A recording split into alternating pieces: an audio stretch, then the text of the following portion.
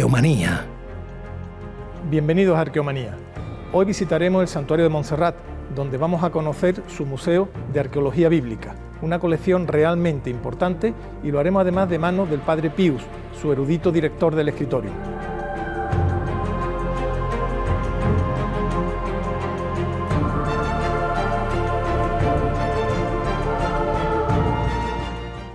Cuadernos de campo. Museo Bíblico de Montserrat. Nos encontramos en el monasterio de Montserrat, un lugar emblemático, bien conocido como centro espiritual, religioso, cultural, turístico, paisajístico, pero es mucho más desconocido el saber, el conocer, que alberga en su interior un importante museo de arqueología bíblica. Unir la arqueología con la Biblia es apasionante y hoy vamos a profundizar en esta disciplina. Aunque la aparición de la Virgen de Montserrat se data en el año 880, no sería hasta 1025 cuando el abad Oliba autorizara el primer monasterio sobre la antigua ermita. Durante 1000 años, este santuario ha sido un referente espiritual y cultural para Cataluña y España, con una prolongada influencia en toda Europa. Se encuentra enclavado en las alturas del macizo de Montserrat, cuyas bellísimas formas geológicas lo convierten en un lugar único y probablemente sagrado desde la más remota antigüedad. Los monjes benedictinos, desde la fundación del monasterio, desarrollaron una fructífera actividad intelectual y cultural, fruto de la cual podemos disfrutar de su biblioteca, de sus museos y de su escolanía. Hoy conoceremos el Museo de Arqueología Bíblica, su colección más singular, dirigida por el erudito padre Pius Ramón Tragán. El concepto de scriptorium y esta colección de antigüedades bíblicas, de arqueología bíblica, ¿cómo se relaciona? El scriptorium bíblico actual es el que se ocupa de que los objetos que hay en el conjunto arqueológico del Padre Ubach sean estudiados y publicados. Estamos, por tanto, ante un trabajo enorme, ¿no? Y un concepto de arqueología bíblica. Sí. ¿Qué significa la arqueología bíblica? Es una sección o una parte de la arqueología en general que está relacionada con la Biblia, en el sentido de que los objetos arqueológicos bíblicos quieren esclarecer, explicar y demostrar el contexto arqueológico que permite comprender la Biblia de una forma no solamente estrictamente religiosa, sino religioso-cultural. Piensen que esta colección nació en el momento en que el estudio de la Biblia pasaba de la simple espiritualidad a su relación con la cultura y la historia donde nació. Por ejemplo, muchos textos del libro de los Proverbios, que es un libro sapiencial, se encuentran en las culturas de Egipto y de Mesopotamia. Es decir, Israel no vivía aislado, sino que los sabios de Egipto y los sabios de Mesopotamia inspiraban a los sabios de Israel. El scriptorium abarca 3 grandes colecciones. Por una parte, la colección de arqueología bíblica, creada en 1911 y compuesta por unas 5.400 piezas, egipcias, mesopotámicas, sirio-palestinas y chipriotas. Por otra parte, el archivo fotográfico, creado por el padre Ubach y que consta de unas 600 placas de vidrio y unos 5.000 negativos, perfectamente clasificadas por su creador. Y por último, la Fundación Roca y Puig, que custodia unos 1.500 papiros, algunos de incalculable valor histórico. Hay 4 grupos arqueológicos importantes. El primero, porque también es el más antiguo, es la Mesopotamia. Y la relación de Mesopotamia con la Biblia está en Abraham, que nació en Ur de los Caldeos. La segunda es Egipto.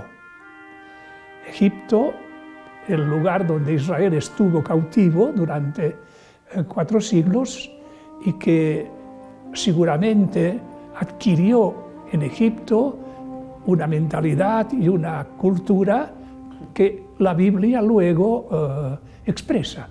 Otra fuente arqueológica es Chipre, pero esta es más para el Nuevo Testamento.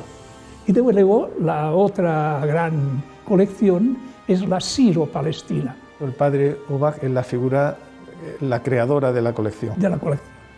¿Y cómo la crea? Una primera condición es que él, padre Ubach, sabía las lenguas orientales, el hebreo y el árabe, y entraba en contacto con la gente del país, y por tanto le abrían las puertas. Objetos arqueológicos, las grandes... Perdón, estamos hablando del 1911, 1912... Sí, estamos hablando de los primeros decenios del siglo XX, exacto. El padre Ubach ya viajó por Egipto, por Siria, sí, por Irak, por toda esa cosa. Lo que pasa es que las grandes potencias europeas habían pasado ya antes y se quedaron con los grandes objetos arqueológicos. Y el padre Ubach, que vino después, se quedó con los más pequeños. Además, no estaba subvencionado por un Estado, estaba subvencionado por un monasterio. Es maravillosa, es una historia maravillosa. Sí, y entonces lo que podía él hacer era lo que el dinero a disposición le permitía. Pero esta relación con la gente inmediata le dio muchas ocasiones de comprar. ¿En cuánto tiempo logra hacer la colección? Desde el 1906 al 1951, todavía a finales de los 50 trajo cosas que ya tenía en Jerusalén. Gracias al Museo Bíblico de Montserrat, los estudiosos pueden conocer y comprender mejor los contenidos de la Biblia, gracias a su contexto arqueológico. La Biblia, además de un testimonio religioso y espiritual, desde la más remota edad del bronce, puede ser contrastado hoy en día gracias a los hallazgos arqueológicos. Yo sé que esta pregunta es complicada de resolver. Si yo le pidiera que me dijera qué piezas son, cree usted, de más valor o más singular, o por lo menos la que a usted más le conmueven o le gustan, ¿cuál me destacaría? Es difícil de responder, pero para mí sería la colección de tablillas cuneiformes, que hay unas 1600 tablillas cuneiformes, que son textos antiquísimos de Mesopotamia y que permiten reconstruir la vida, la literatura, el comercio durante 1000 años. Pues en nombre de Arqueomanía y seguro de las muchas personas que nos siguen, le quedamos muy agradecidos por su tarea. Muchísimas gracias. Paisajes arqueológicos. Itálica.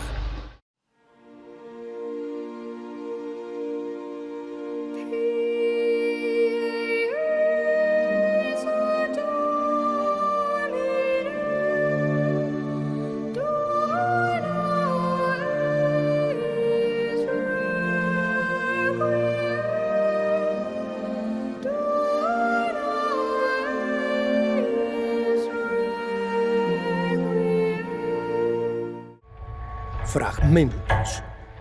En el laboratorio.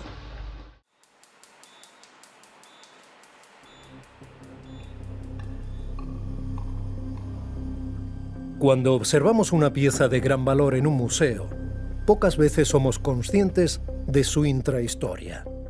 Parte de esa intrahistoria es el proceso profundo de restauración y análisis que suele soportar antes de ser expuesta. Los materiales de las excavaciones suelen aparecer deformados por las presiones y plagados de diferentes impurezas. Para comprender bien el devenir de la pieza y para poder exponerla o almacenarla adecuadamente, hay que someterla en primer lugar a estudio y restauración. Los avances tecnológicos resultan de gran ayuda en el trabajo de arqueómetras y restauradores. Los ultrasonidos, el láser o las tecnologías de captación de imagen suponen un impulso cualitativo para el trabajo de los expertos. En Madrid, en la Universidad Autónoma, un laboratorio de materiales del Consejo Superior de Investigaciones Científicas se ocupa, entre otras, de las piezas excavadas en el Turuñuelo de Guareña, un yacimiento tartésico del siglo V a.C. Es un yacimiento con un catálogo de materiales desde el punto de vista arqueológico excepcional. Desde el punto de vista tecnológico son piezas muy buenas, muy bien hechas, con muy buena calidad, y desde el punto de vista conservativo, del estado de conservación en el que están, pues no pasaría de un 3 o un 4, porque son piezas en un estado de conservación, algunas muy malo, otras parcialmente, y solo alguna tiene unas condiciones muy buenas. El entorno en todas las piezas es fundamental. Cómo han vivido y qué condiciones han tenido, y en este caso la inmediatez alguadiana, que supone flujos y reflujos de agua, el estar en unas tierras que han sido y que son de regadío, todo eso genera unas condiciones de conservación de las peores que puedan tener para las piezas de metal. También una cosa muy importante que hay que sumar en este conjunto de piezas es el incendio. El incendio de los materiales arqueológicos metálicos, cuando se sube un incendio de grandes dimensiones como este, las piezas también anotan un deterioro que al final va a pesar en su estado de conservación. El trabajo de limpieza es técnicamente muy complejo.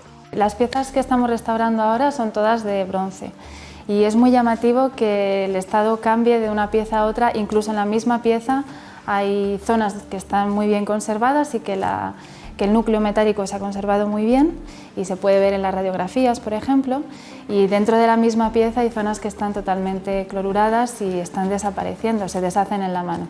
Se juntan todos los agentes de deterioro, especialmente el agua, la humedad.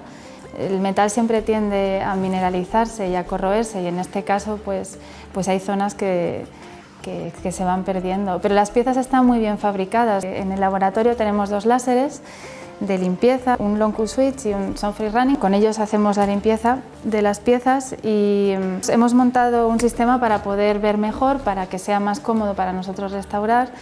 Y consiste en simplemente una microcámara conectada a un ordenador, y entonces podemos ver, a medida que vamos limpiando, pues vemos en la pantalla la imagen, y de esta manera es menos dañino para nosotros, porque el láser se caracteriza porque limpia con unos spots que son fuertes, vemos una luz todo el tiempo y entonces es cansado. Tenemos las gafas, nos protegemos con las gafas, pero es cansado de estar un tiempo y cansa. Y en cambio con la pantalla pues es mucho más cómodo.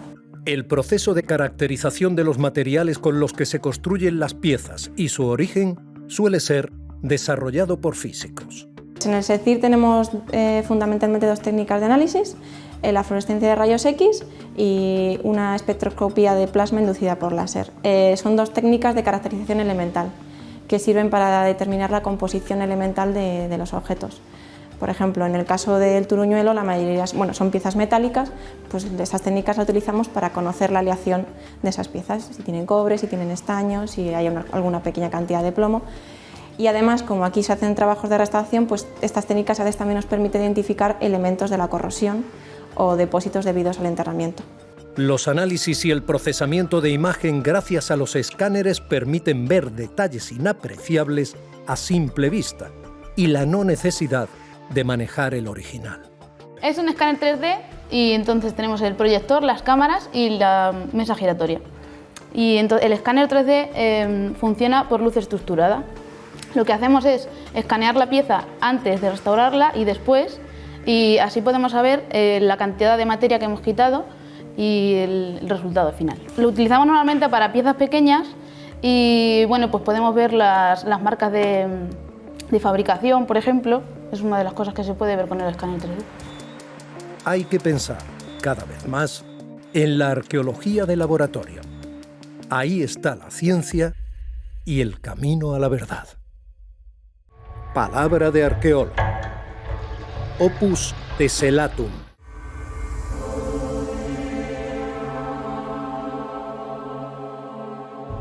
La técnica romana para construir mosaicos recurría habitualmente a la formación mediante el uso de teselas. Las teselas son pequeñas piezas que, unidas, forman el puzzle completo del mosaico. Esta técnica musivaria, o lo que es lo mismo para hacer mosaicos, tenía versiones como el opus vermiculatum, que empleaba fragmentos más pequeños. Se utilizó durante cientos de años. Hubo épocas en las que predominó el blanco y negro. A medida que avanzaba el imperio, se extendió el uso del color. Historias de la arqueología. Prehistoria en Gran Canaria.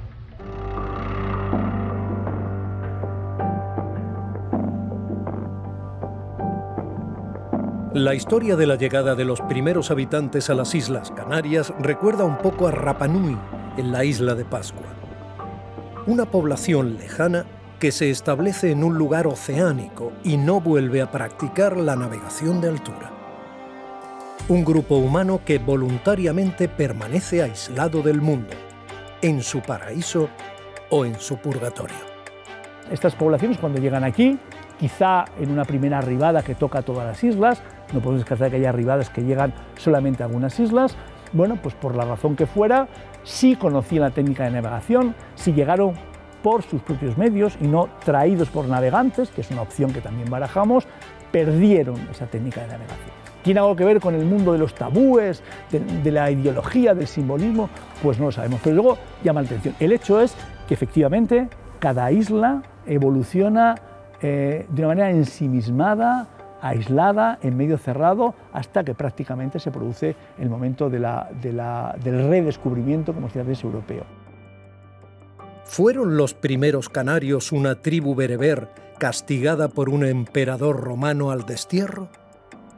Las poblaciones que llegan aquí son poblaciones que conocen al mundo romano, han conocido el mundo púnico, conocen los metales, pero eso no lo tenemos reflejado aquí. Porque vamos a sus poblaciones del Atlas que no estaban muy romanizadas, que no estaban muy punicizadas. Pero claro, si son pobres pastores, por decirlo así, ¿por qué los traen aquí? Un intento de colonizar islas, un intento de tribus levantiscas que las extraditan, por decirlo así, las ponen en esta isla para que no den la lata, de alguna forma no molesten en el territorio romano, en el territorio conquistado, no sabemos. Desde la antigüedad, la existencia de las Islas Afortunadas era una suerte de secreto entre los ilustrados. Desde tiempos de Alejandro ya se hablaba de romper las cadenas del océano, del non plus ultra. Es bastante probable que los fenicios navegaran hasta aquí, aunque todavía faltan evidencias para afirmarlo sin dudas. En la actualidad existe una especie de consenso. Las islas habrían sido pobladas en torno al inicio de la era, es decir, hace unos 2000 años. A través de los análisis genéticos podemos ver que existe una primera arribada de población que viene del norte de África, que va a ir ocupando progresivamente las islas, pero también el ADN nos indica que hay algunas islas, sobre todo las más orientales, como pueden ser Lanzarote o Fuerteventura, que recibieron aportes de población una vez ya colonizadas las islas por esos primeros pobladores del norte de África. Las fuentes tardomedievales y modernas tampoco terminan de aclarar fechas y situaciones de los aborígenes a la llegada de los cristianos. La arqueología es, pues, la mejor fuente para ir completando este relato en construcción. En el caso de Gran Canaria, los datos son concurrentes entre una sociedad muy jerarquizada, muy estamental, en que hay un poder político y religioso monopolizado por una élite aristocrática, diríamos hoy, por una suerte de linaje, de clan emparentado, son todos parientes, y esto se centra a la vez por el político y el poder religioso. La gran variedad de situaciones, solo en la isla de Gran Canaria, aconseja que hagamos un despliegue preliminar para tener una imagen más o menos global del mundo prehispánico de las Canarias.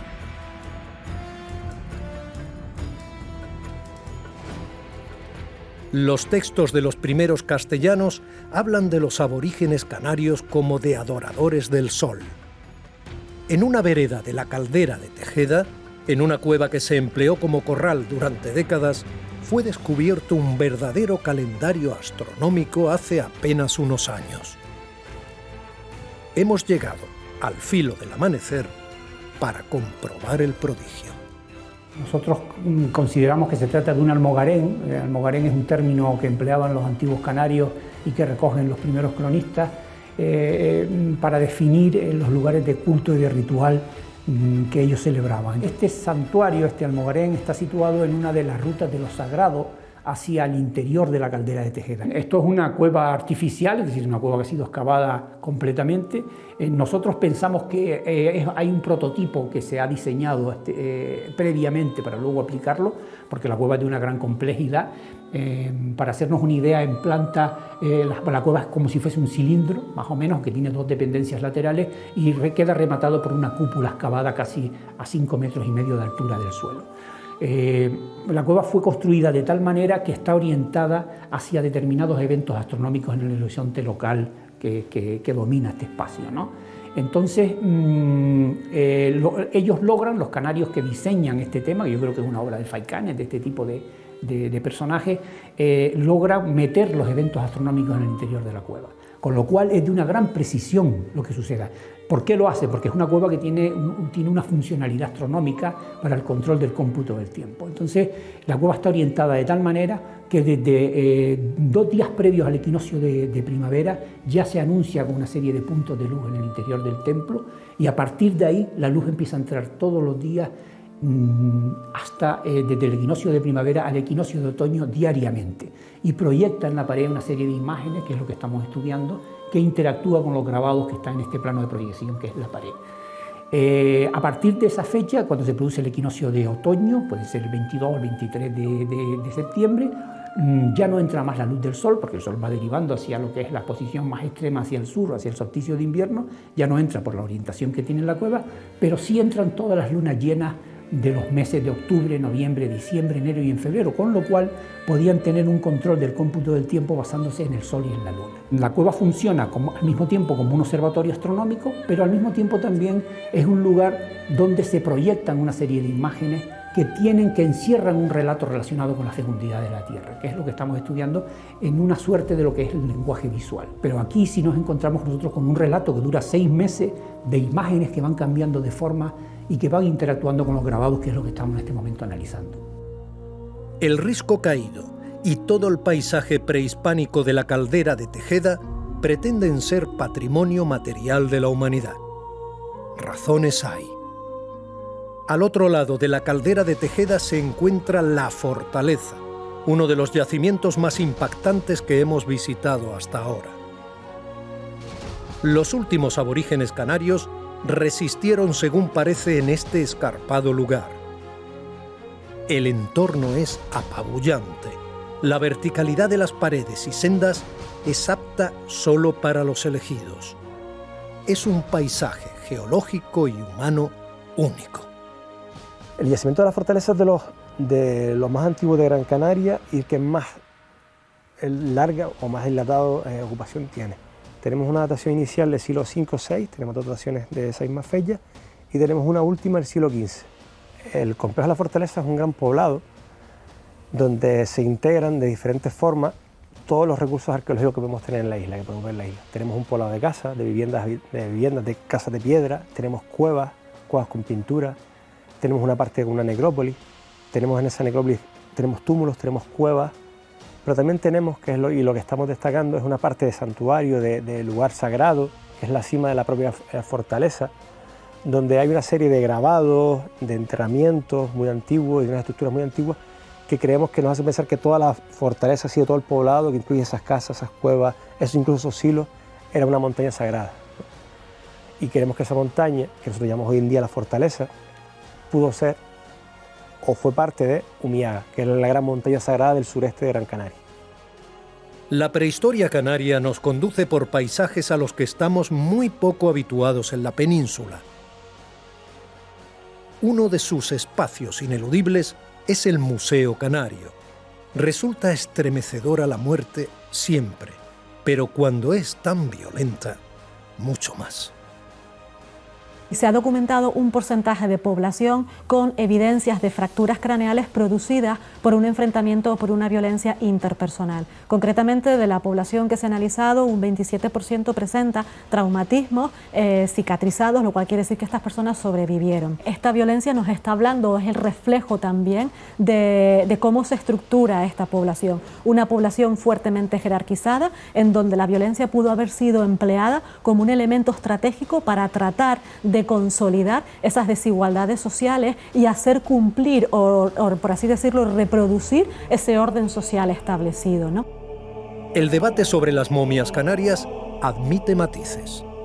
Estamos viendo algo pues que hasta hace poco pues veíamos que las momias que quedan de los aborígenes de Gran Canaria se pensaban que era un ritual funerario específico. Hoy se ha visto que todo el mundo se preparaba de la misma manera y que estos restos momificados que hoy en día conservamos en el Museo Canario realmente van a ser las consecuencias del ambiente en donde se encontraban. Cuevas en donde el microclima ha permitido conservar perfectamente restos humanos, las mortajas en las que eran envueltos, pero también el microclima de las cuevas que tenemos en Gran Canaria han permitido conservar todo lo que son productos elaborados en piel, productos elaborados en fibras vegetales como el junco, o incluso también dentro de los graneros se conservan las espigas del trigo, de la cebada o incluso las lentejas introducidas dentro de sus vainas, ¿no? Hoy sabemos que todo el mundo se amortajaba y que esta es una práctica que está vigente desde las fechas más antiguas en las que llegan estas poblaciones hasta que se produce la conquista castellana. Es decir, podemos hablar de más de 1000 años amortajando a sus muertos y preparando a sus muertos exactamente de la misma manera.